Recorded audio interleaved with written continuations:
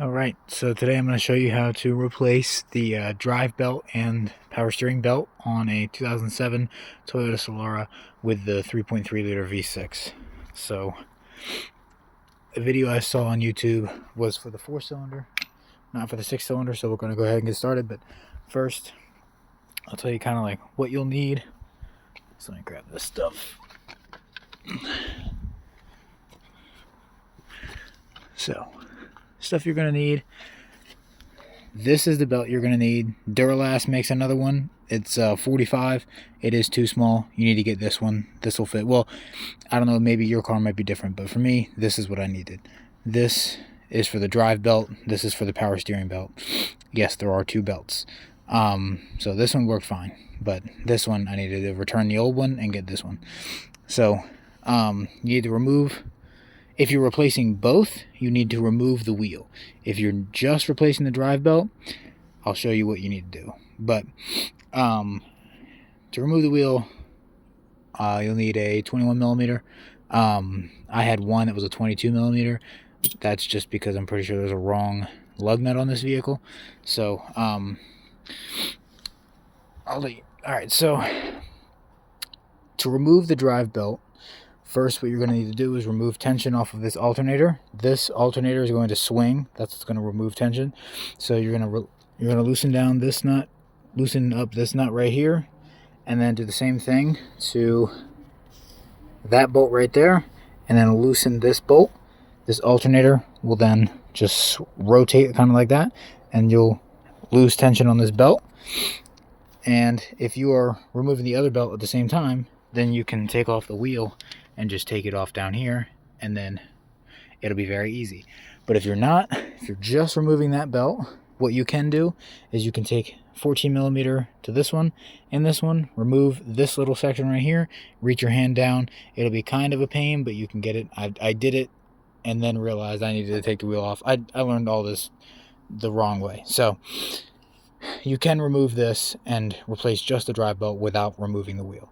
But if you're replacing both, you have, even if you're just replacing the power steering belt, you need to replace the drive belt as well, because the power steering belt is behind the drive belt on the camshaft. Let's see if we can get...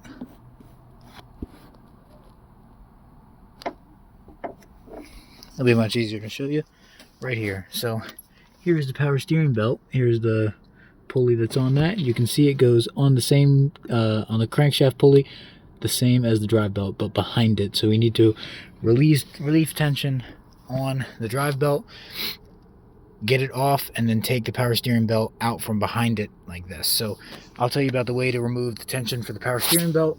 You're going to loosen that bolt with the washer right here. I don't think you need to loosen this. I did when I did it, but I don't think you need to. But just loosen this. Grab a screwdriver, and from this angle, get underneath the washer and pry up.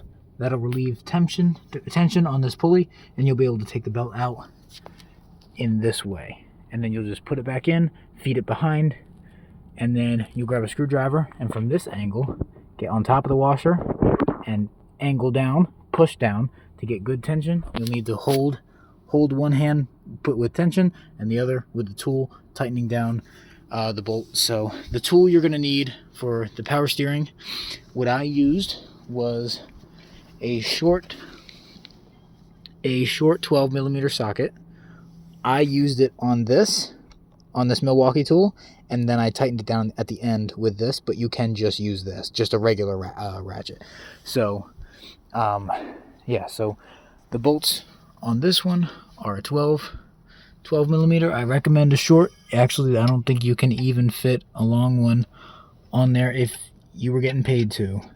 So right there, you can see that fits. So that is how you do that. Loosen that one up. That should be pretty self-explanatory. And the bolts you're going to need to remove this. So right here, the 14 millimeter, this is to remove that little tower in case you're not removing the wheel with the extension, is what that is. And you'll need all 3 sockets for relieving tension off of the alternator. So first, let me drop that. First, you're going to use the 12 or the 14, the short 14. This one right here. You're going to use right there. Short 14. That bolt right there, that's a 14 millimeter. So you're just going to loosen that up, not remove it, just loosen it. I used the short 14 on a Milwaukee, fit fine. Didn't have any issues. So that's all you needed for that. And then you need the short 12 to loosen the bolt down there as well. I also used the Milwaukee, and that didn't have any issues. But I just used the long one. You probably could use an extension, but that fits right there. I just put the Milwaukee tool right where my fingers are and just clicked, loosen or tighten to remove or add tension. And that's how you do all that. So the only tools you're going to need are a short and long, or a short. You're going to need a long and short 12, and you're going to need a long and short 14 as well. The long would only be to remove that strut. And the reason that I have a 10 millimeter right here as well is to remove this shield, which is behind the tire. It just has two 10 millimeter bolts, one right there and one right there. Very easy to remove. You just take it off. Yeah, so, and then putting it back is just reversing your steps. So like I said, push down, tighten, put that belt in first, obviously, and then put this belt on, tighten down this bolt here first, and then once you have good tension and it's pluckable, then you tighten down both those bolts and you should be good to go. I've already started up and I don't have any squeak anymore or anything like that. So, but nobody else made a video on the V6 on a Toyota Solara.